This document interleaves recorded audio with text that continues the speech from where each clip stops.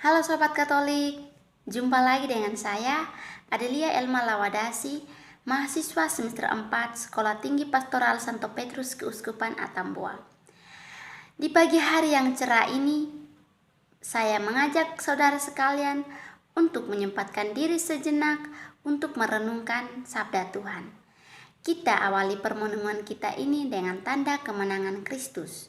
Dalam nama Bapa dan Putra dan Roh Kudus. Amin. Tuhan Yesus, terima kasih atas berkat hari yang baru ini. Sekarang kami hendak mendengarkan dan merenungkan firman-Mu. Bapa, ajarilah kami dengan hikmat-Mu, agar dalam cara hidup kami bersama dengan orang lain tidak mementingkan diri sendiri. Dengan pengantaraan Tuhan kami Yesus Kristus, Putra-Mu, yang hidup dan berkuasa bersama Dikau dalam persatuan Roh Kudus Allah sepanjang segala masa. Amin. Inilah Injil Yesus Kristus menurut Santo Markus. Dimuliakanlah Tuhan.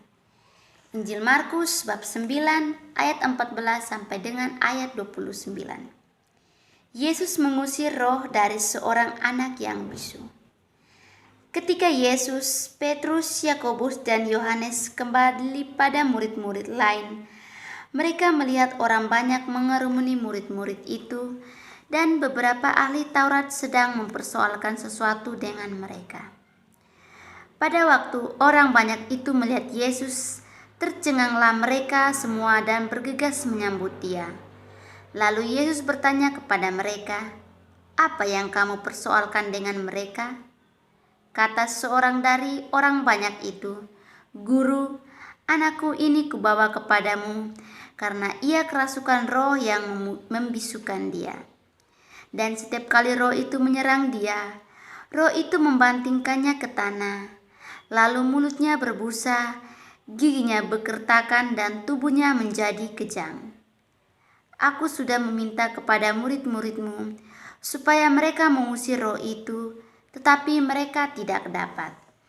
Maka kata Yesus kepada mereka, "Hai kamu angkatan yang tidak percaya, berapa lama lagi aku harus tinggal di antara kamu? Berapa lama lagi aku harus sabar terhadap kamu? Bawalah anak itu kemari." Lalu mereka membawanya kepadanya.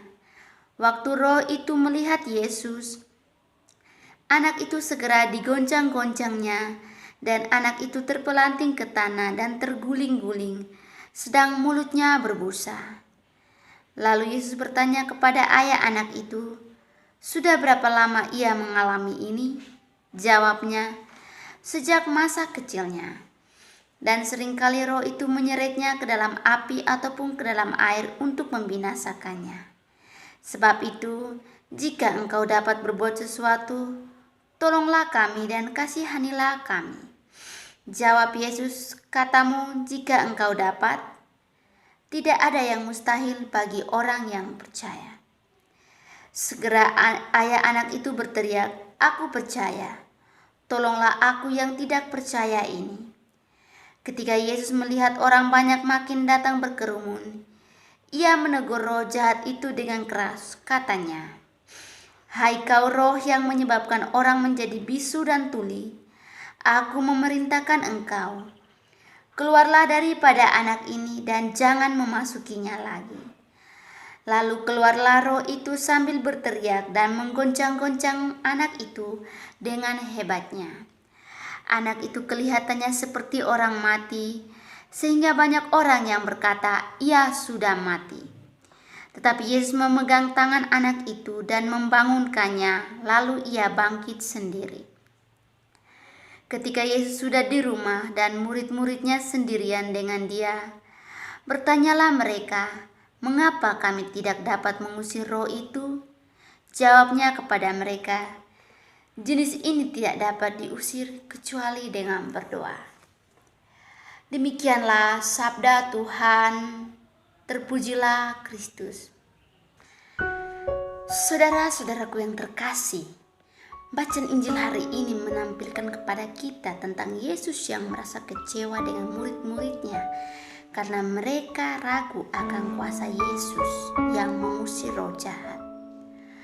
Saudara-saudaraku yang terkasih, dalam hidup kita sehari-hari, kadang-kadang kita juga kesal kepada seseorang yang walaupun sudah diberitahu berkali-kali, diajarkan, dinasihati berulang kali, namun tidak mengerti juga, tidak berubah juga.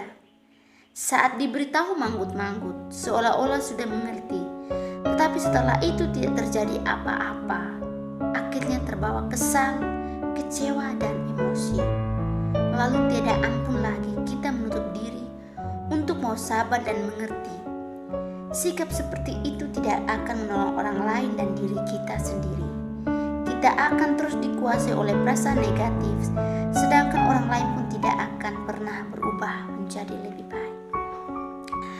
Saudara-saudaraku yang terkasih, firman Tuhan hari ini mau mengajarkan kita relasi antara iman seseorang dengan pernyataan Kristus, relasi di antara kita sesama.